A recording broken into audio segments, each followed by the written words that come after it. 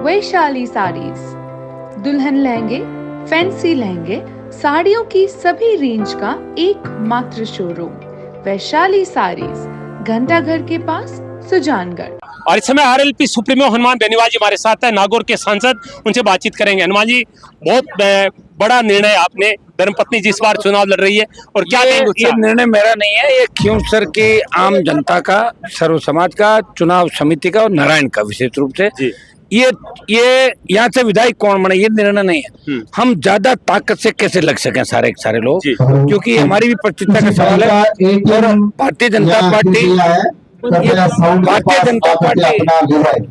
बंद करो जी, ये भारतीय जनता पार्टी की पूरी देश की सरकार जगदीश जी गोदारा उनका है, वो कृपया आगे करवा देंगे, आप खड़े रहिए, करवा देंगे, करवा देंगे। लाइट और करो, मोबाइल से और लाइट करो जी। ये भारतीय जनता पार्टी की जो निकम्मी किसान विरोधी सरकार, और जिस तरह हरियाणा के अंदर हालात हुए कि कांग्रेस बीजेपी की गोद में बैठ गई, कुछ टिकट बीजेपी कहने से कांग्रेस पार्टी ने बांटे वहां पे, इसलिए ये हालात हरियाणा के अंदर कांग्रेस की हुई। और क्यों बांटे?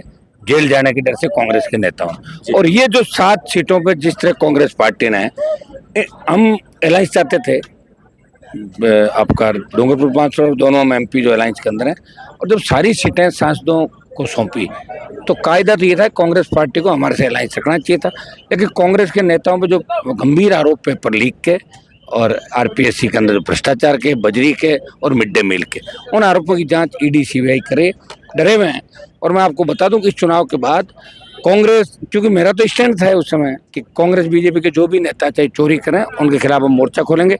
इंडिया अलायंस हमारा दिल्ली के अंदर, राजस्थान में अलायंस भी नहीं था। मैं इस चुनाव के बाद बिल्कुल फ्री हूँ और मैं राजस्थान को बचाने के लिए जंग लड़ूंगा, और 50 से ज्यादा सफेद पोस्ट आप जेलों के अंदर नजर आएंगे दोनों पार्टियों। त्रिकोण संघर्ष माना जा रहा है क्या? नहीं, जिस तरह से कोई संघर्ष नहीं है।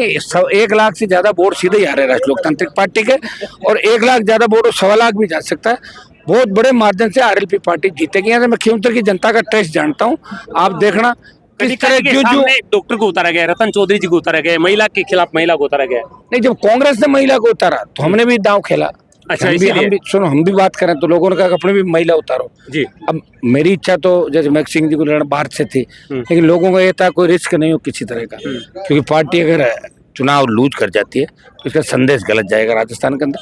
तो सबकी राय के बाद ही कनिका को उतारा। कनिका कैंडिडेट है, लेकिन एक खियोंसर की जनता सारी चुनाव लड़ी। यहाँ हर व्यक्ति हनुमान बेनीवाल बन के चुनाव लड़ा। परिवारवाद का आरोप लगाया जाता है आप पर बार-बार कि कभी भाई वो तो कहाँ लगा रहा, करूँ क्या? तो मुझे लड़ाई लड़नी भाई, भगत सिंह जी को तो बलिदान देना पड़ा था। जो लड़ता है उसको तकलीफ होती है, और जो भाग जाता मैदान छोड़ के वही सत्ता का सुख भोगते हैं। आपने देखा होगा डॉक्टर साहब मेरे खिलाफ मेरे साथ कितनी लड़ाई लड़ रहे थे, कहाँ लड़ी लड़ाई बताओ मुझे? आखिर वहीं चले गए मंत्री, और भाई को टिकट, संतुष्ट हो गए। बस यही संतुष्टि होती है व्यक्ति की। मैं संतुष्ट नहीं। भागीरथी जी डूडी का आने से बहुत बड़ा मैसेज गया थली के पूरे इलाके के अंदर, पूरे क्षेत्र में, और कम से कम 10,000 से ज्यादा वोट आरएलपी पार्टी को इस बात के जबरदस्त तरह के माहौल के और इनके भागीरथी जी के जो वोट है, ज्यादा वोट राष्ट्रीय लोकतांत्रिक पार्टी को मिले।